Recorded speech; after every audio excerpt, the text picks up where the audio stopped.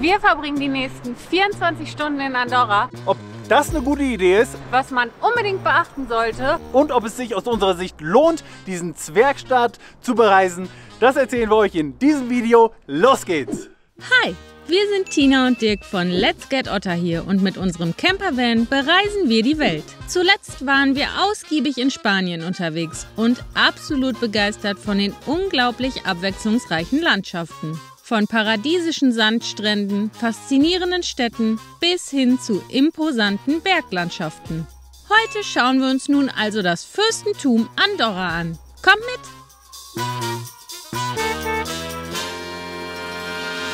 Wir sind gerade auf dem Weg nach Andorra in das kleine Fürstentum zwischen Frankreich und Spanien hoch oben in den Pyrenäen. Andorra ist der größte der 6 europäischen Zwergstaaten, aber immer noch eins der kleinsten Länder dieser Welt mit knapp unter 500 Quadratkilometern, rangiert es auf Platz 19 der kleinsten Länder dieses Planeten und es ist mit nur 79.000 Einwohnerinnen und Einwohnern auch eines der bevölkerungsärmsten Länder dieser Welt.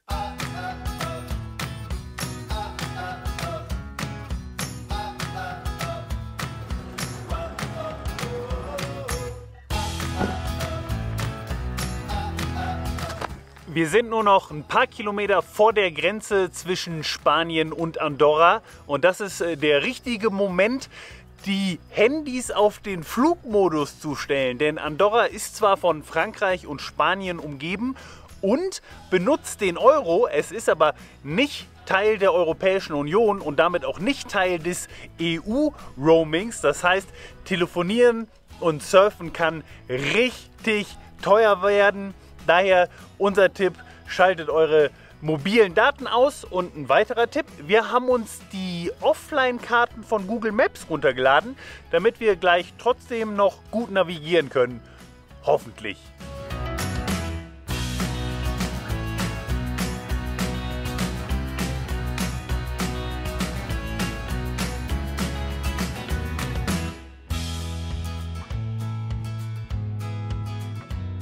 Da sind wir. Die Einreise hat sehr entspannt geklappt. Wir mussten nichts irgendwie vorzeigen, wurden einfach so durchgewunken.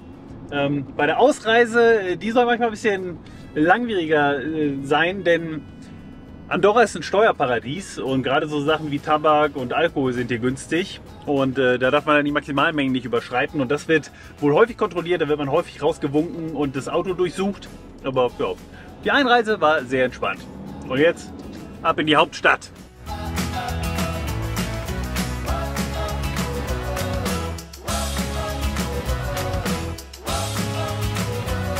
Unser erster Stopp ist die Hauptstadt Andorra la Vella oder La Vella, nur knapp 15 Minuten von der Grenze entfernt.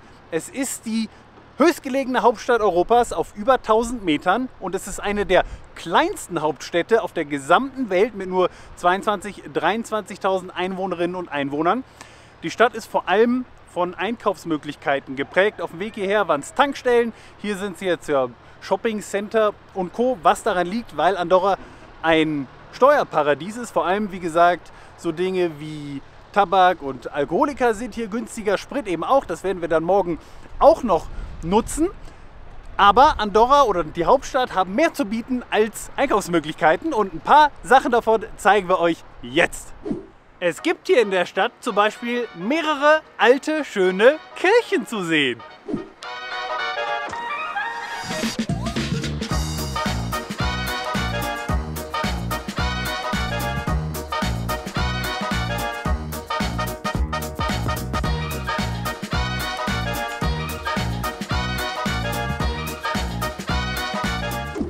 Auch die größte Thermalbad- und Spa-Anlage Europas mit über 6000 Quadratmetern in einem spektakulären Glasgebäude.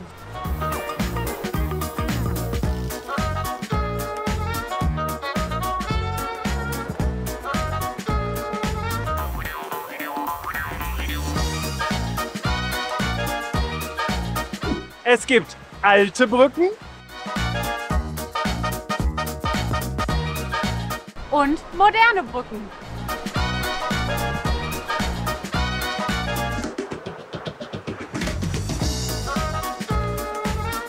Und hier in der Innenstadt ist ein Kunstwerk von Salvador Dalí ausgestellt.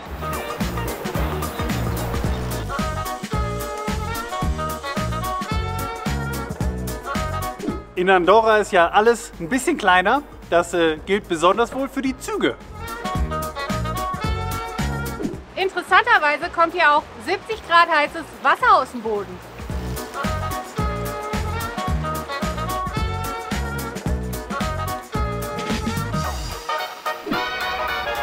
Spaß scheint hier vielerorts leider verboten zu sein, aber dafür gibt es kostenloses Wi-Fi.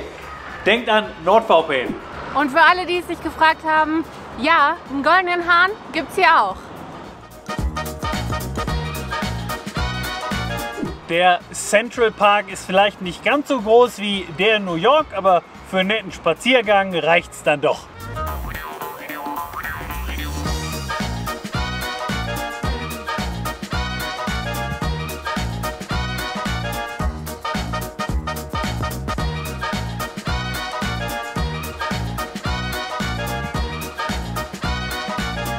Eins ist aber eindeutig klar, es wird hier momentan unglaublich viel gebaut und daher ist die Geräuschkulisse manchmal auch ein bisschen anstrengend.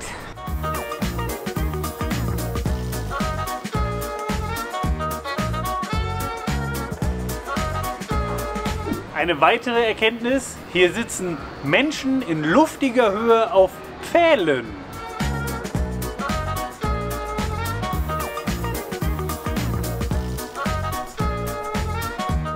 Und den ein oder anderen netten Aussichtspunkt kann man hier in der Stadt auch finden.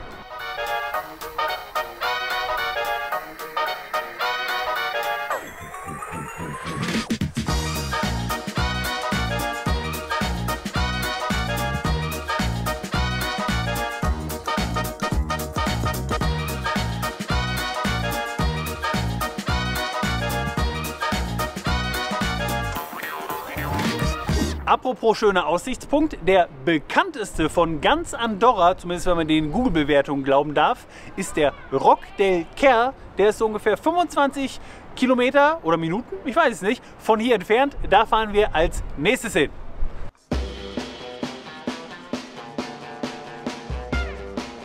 Sollen wir noch ein paar Infohappen machen? Das Wetter hier ist nicht so gut, wie wir gehofft hatten. Wir haben schon sehr viele einheimische Wohnmobile gesehen und in der Innenstadt gibt es viel zu wenig Schilder, die einem irgendwie dabei helfen, den richtigen Weg zu den Touristenattraktionen zu finden. Nämlich gefühlt gar keins. Ja. Wir haben uns mehrfach verlaufen.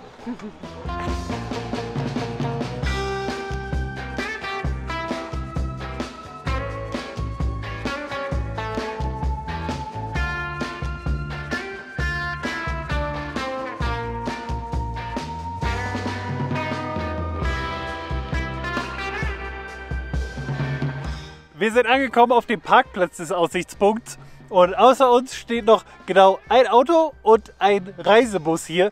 Ansonsten ist es sehr verwaist, also der Parkplatz würde mehr Platz hergeben. Ich weiß nicht, ob es daran liegt, weil der geschlossen ist, der Aussichtspunkt, oder ob es einfach am schlechten Wetter liegt. Wir gehen jetzt mal hoch, man muss ein paar Meter da hochlaufen. Wir gucken mal.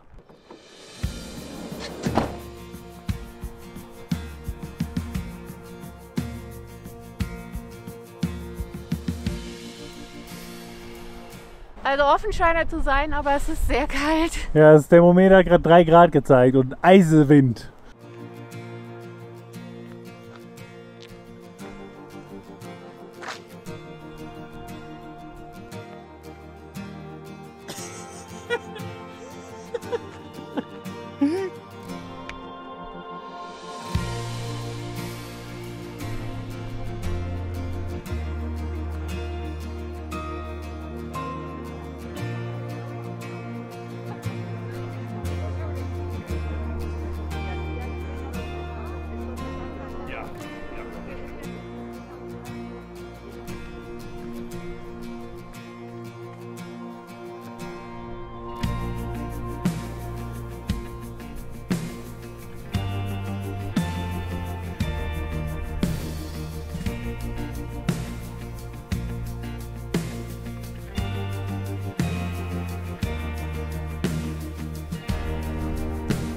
Oh Leute, es ist so kalt.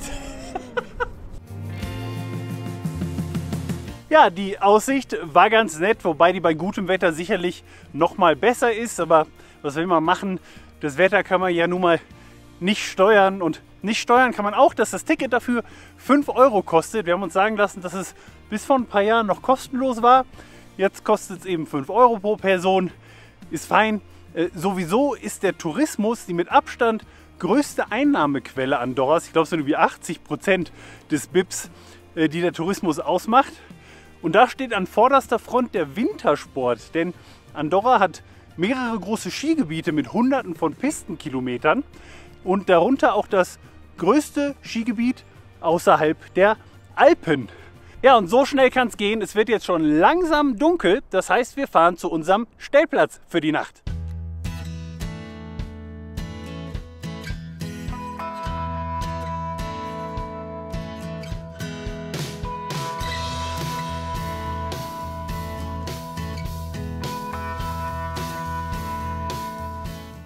Wir sind jetzt angekommen an unserem Stellplatz für die Nacht. Dafür sind wir nochmal ganz zurückgefahren an Andorra la Vella vorbei. Aber dafür stehen wir jetzt hier auf einem offiziellen Stellplatz mit Fähr- und Entsorgung direkt neben einem Shoppingcenter. Und wir sind hier hingekommen, weil wir gelesen haben, dass das Shoppingcenter ein WLAN hat. Und wir haben gerade geguckt, wir empfangen das WLAN auch. Mega gut. Ich hoffe mal, dass wir hier eine ruhige Nacht haben. Und mit einem Fazit von Andorra halten wir uns jetzt aber erstmal noch zurück, bis wir morgen ein bisschen mehr vom Land gesehen haben. Und während du heute dran bist mit Abendessen kochen, springe ich einmal rein in den Supermarkt und schau, ob die Preise auch bei Lebensmitteln so günstig sind, ob es sich lohnt, hier einen Großeinkauf zu machen. Bis gleich.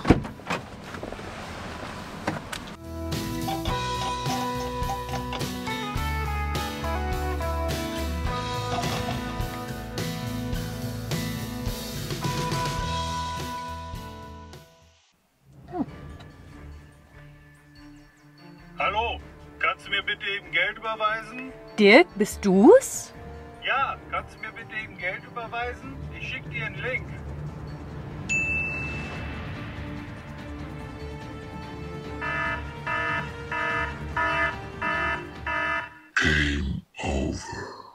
Das ist uns natürlich nicht passiert, denn wir schützen unseren Internetverkehr mit NordVPN. Damit haben Gauner, Langfinger und Betrüger nicht nur keinen Zugriff auf unsere Geräte, wenn wir beispielsweise persönliche Daten eingeben, sondern wir sind auch vor Viren, schädlicher Software und Hackerangriffen geschützt. Warum nutzen wir dafür NordVPN? Na, weil es der schnellste VPN-Anbieter am Markt ist und zuletzt auch wieder als Testsieger im unabhängigen Test von Chip.de ausgezeichnet wurde. Wenn auch du vom umfassenden Online-Schutz von NordVPN profitieren willst, dann sichere dir jetzt unseren exklusiven Deal. Geh einfach auf nordvpn.com/letsgetotter oder klicke auf unseren Link unten in der Videobeschreibung und sichere dir bis zu 4 Gratis-Monate zum 2-Jahres-Deal und eine 30-Tage-Geld-Zurück-Garantie. Nee, es lohnt sich ehrlicherweise nicht. Außer bei Salzkaramelleis. Das musste ich nutzen.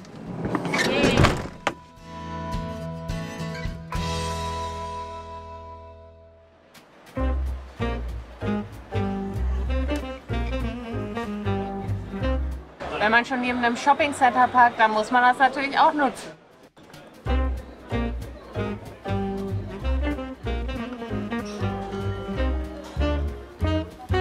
Ausgeschlafen und gestärkt sind wir jetzt heute Morgen schon ein bisschen reingefahren in die Natur Andorras. Wir haben ja schon gesagt, Wintersport ist hier ganz, ganz groß, aber auch Aktivurlauber zieht das Land an, denn große Teile des Landes sind Naturparks, Nationalparks, stehen unter Naturschutz und es gibt ein ausgedehntes Netz an Wanderwegen. Davon gehen wir jetzt ein, der nur ein paar 100 Meter lang ist, denn das Wetter meint es heute leider nicht sehr viel besser mit uns. Zwar kommt zwischendurch mal der blaue Himmel raus, aber es regnet auch immer mal wieder. Ja. Aber wir gehen jetzt zu einem kleinen See.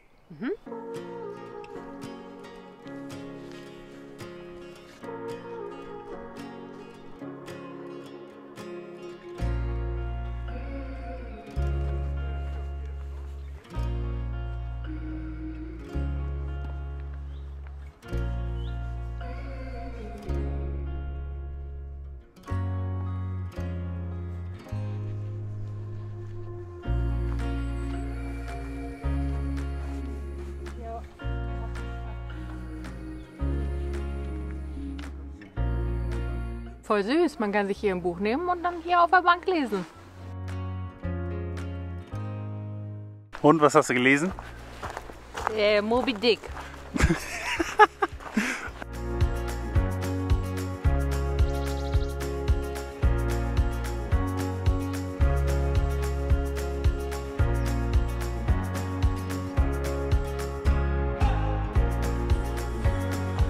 Das war sehr schön. Weiter geht's.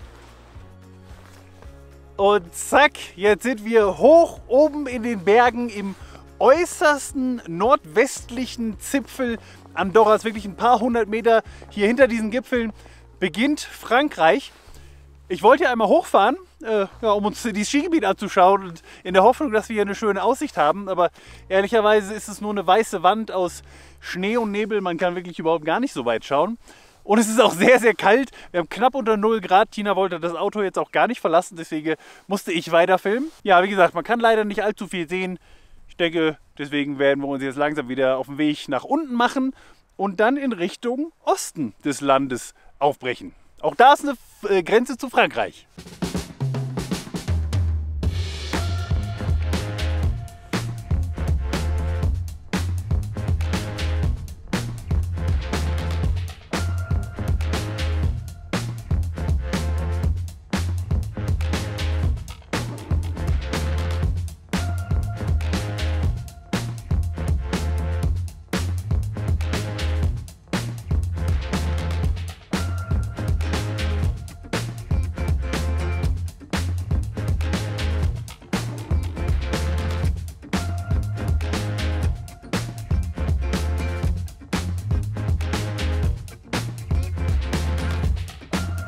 Jetzt machen wir nur einen kleinen Zwischenstopp.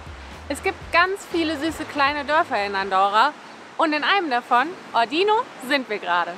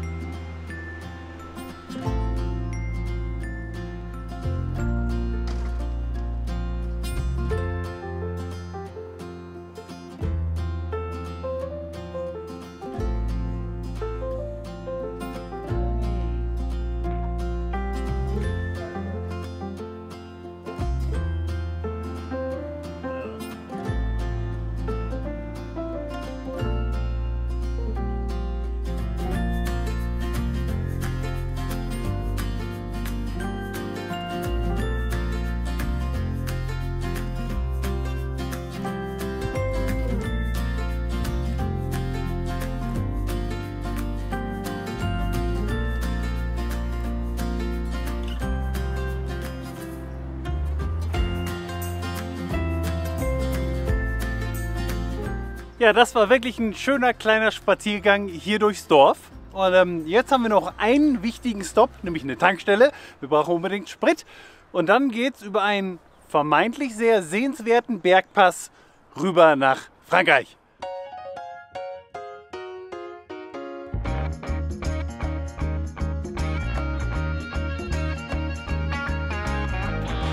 Natürlich ist ein Dieselpreis von 1,25 nicht komplett bedingungslos ein Grund zur Freude.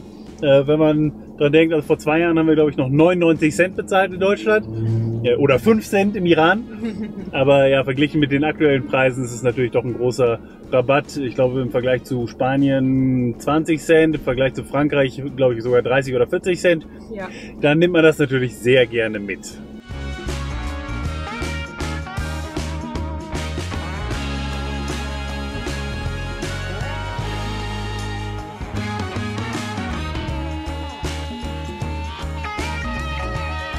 Wir sind ja gerade in die Wolken, in den Nebel reingefahren und man kann original gar nichts sehen. Also ich kann irgendwie 30 Meter weit gucken. Wie? Moment, sind wir schon in Frankreich? Ja, wir sind schon in Frankreich. Aber hier war nichts, kein Schild, kein gar nichts. Ja, ich glaube, der Zoll kommt jetzt.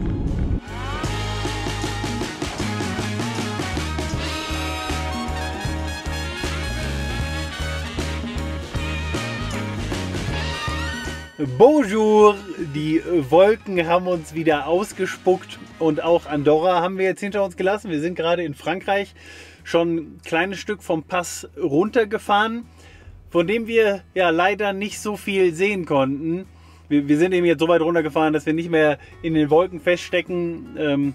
Es ist wirklich schade, dass es da oben so wolkig oder so neblig war, denn wir haben Bilder von diesem Pass gesehen und der ist wirklich auf beiden Seiten eigentlich sehr, sehr schön, aber das haben wir jetzt eben verpasst. Ja. Aber was will man machen? Also das Wetter kann man halt nicht ändern und das trifft auch so ein bisschen auf unseren Aufenthalt in Andorra zu. Wir hatten nicht so viel Glück mit dem Wetter, aber es ist eben wie es ist. Was würdest du denn sagen, Tina? Wie ist dein Fazit nach, wir haben es ein bisschen überzogen, ich glaube es waren 26, vielleicht 27 Stunden in Andorra. Kannst du ein Fazit ziehen?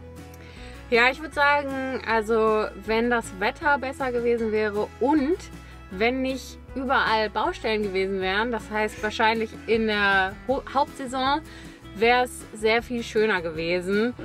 Und dann ist wahrscheinlich auch die Atmosphäre ein bisschen eine andere. Also das kann ich mir schon vorstellen, dass das dann ein bisschen anders ist.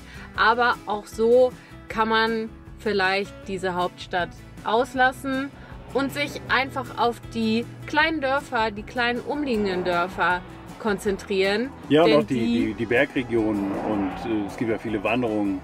Ja, genau. Viele Bergseen, es gibt bestimmt super viele schöne Wanderungen.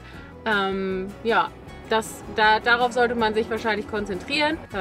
Ein Kann, nicht ein Muss-Land, ja, würde ich sagen. Ja. War okay, ne? War nicht alles schlecht. Ja, das Wetter, das hätte unserer Laune, glaube ich, gut getan. Ja, aber kann man nicht ändern, ne? Ja. Also, was meint ihr nach den Bildern, die ihr jetzt gesehen habt? Würdet ihr sagen, ja, da will ich gerne mal hin? Oder hat euch das jetzt eher abgeschreckt in eurer Meinung? Schreibt uns gerne unten in die Kommentare. Ja. Wir sind sehr gespannt, ja, eure Meinung dazu zu lesen. Und wir fahren jetzt ein Stück weiter, noch nach Spanien rüber. Ja. Das dauert, glaube ich, eine Stunde. Nee, nicht mehr so lang. Nicht mehr so lang? Nein. Nach Spanien, wie lange auch immer das dauert. Da fahren wir jetzt noch hin. Dann suchen wir uns einen netten Stellplatz für die Nacht und dann werden wir uns am nächsten Sonntag ja, aus Spanien nochmal melden. Von wo genau, das wissen wir noch nicht, aber das werdet ihr dann am Sonntag erfahren. Genau. Und wir sagen wie immer vielen Dank fürs Zuschauen. Wir hoffen, ihr hattet Spaß. Habt einen schönen Sonntag, habt einen schönen Start in die Woche. Ganz liebe Grüße aus der Ferne und bis zum nächsten Mal. Na, wie geht's, mein kleines Liemächen?